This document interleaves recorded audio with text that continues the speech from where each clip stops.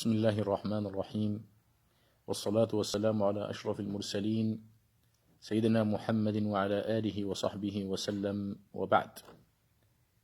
أحبتي في الله، كانت لي إطلالة تحدثت فيها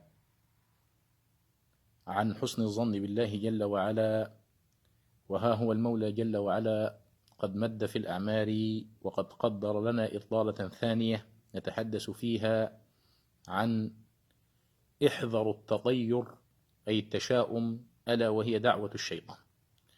كما قلت لحضراتكم سابقا أن هناك دعوتين، دعوة من الرحمن وهي حسن الظن بالله جل وعلا، ودعوة الشيطان ألا وهي التشاؤم والعياذ بالله. نلبي دعوة الشيطان بقولنا سمعنا وعصينا، نلبي دعوة الشيطان بقولنا سمعنا وعصينا.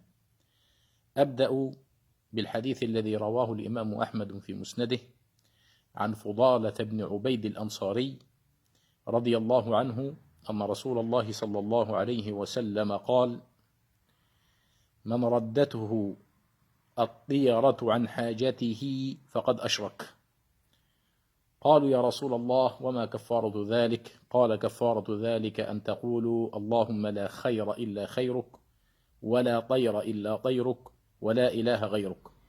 صدق رسول الله صلى الله عليه وسلم.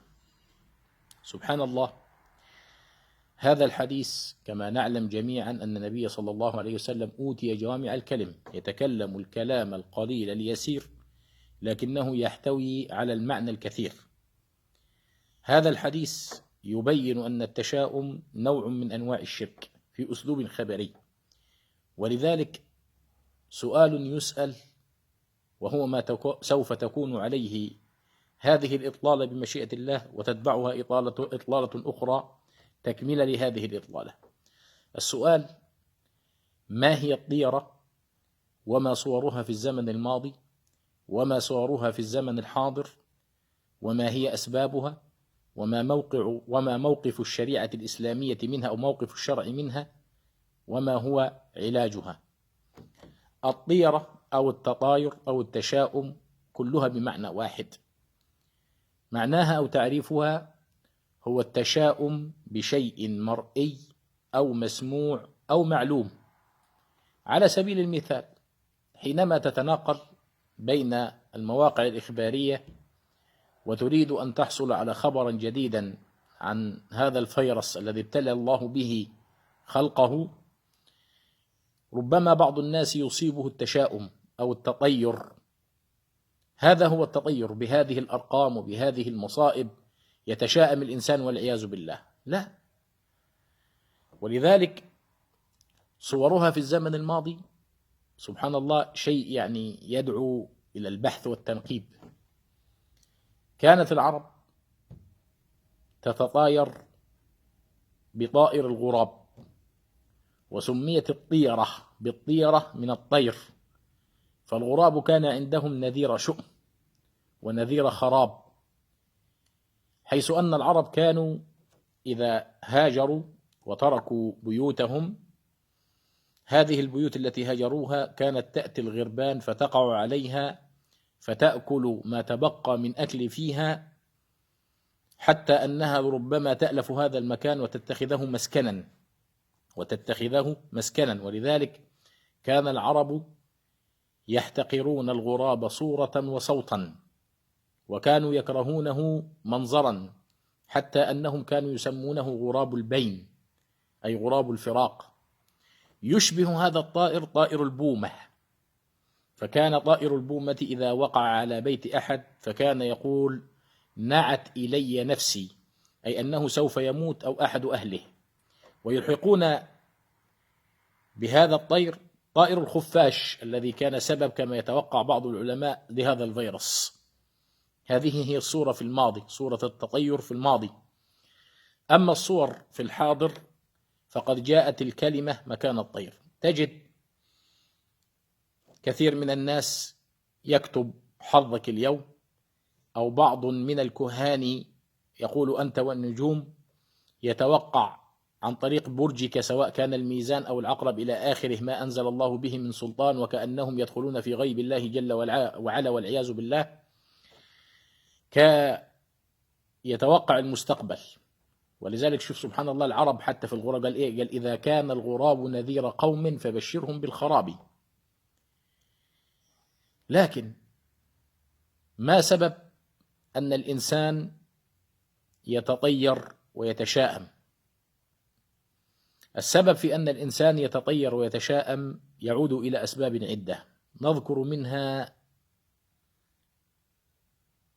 واحد، أن الشخص الذي يتشاءم عنده ضعف يقين بالله وعدم توكل على الله جل وعلا، الذي بيده مقاليد الأمور وبيده مفاتيح خزائن السماوات والأرض. لو أنكم تتوكلون على الله حق توكله لرزقكم كما يرزق الطير تغدو خماصا وتروح بطانا. ولله در القائل حينما قال: توكل على الرحمن في الأمر كله ولا ترغبن في العجز يوما عن الطلب. ألم تر أن الله قال لمريم: وهزي إليك بجذع النخل تساقط الرطب ولو شاء أدلى الجزع من غير هزه ولكن كل شيء له سبب. أيضا من الأسباب التي تجعل الإنسان يتشاءم أو يتطاير هو أن الشخص المتشائم أو المتطاير لا يستحضر نعم الله الكثيرة عليه، نعم في ماله، نعم في نفسه، نعم في أهله. ففي الحديث عن النبي صلى الله عليه وسلم: إذا أصبح ابن آدم معافى في بدنه آمنا في صربه عنده قوت يومه فقد حيذت له الدنيا بحذافيرها. أيضا من الأسباب التي تدعو إلى التشاؤم والتطير أن الإنسان الشخص المتشائم يجعل الدنيا أكبر همه ويتغافل عن الآخرة. والحديث عن النبي صلى الله عليه وسلم: من كانت الآخرة همه جعل الله غناه في قلبه وجمع عليه شمله وأتته الدنيا وهي راغمة، ومن كانت الدنيا همه جعل الله فقره بين عينيه وفرق عليه شمله ولم يصبه من الدنيا إلا ما قدر له، ولم يأته من الدنيا إلا ما قدر له.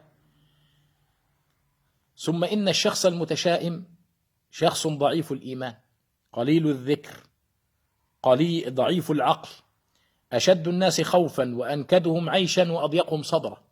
هذا هو حال الشخص المتشائم.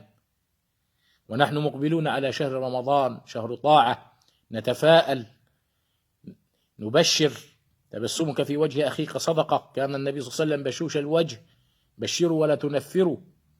نحسن الظن بالله جل وعلا. لكن يا ترى ما موقف الشرع من التطير وما هو علاجه؟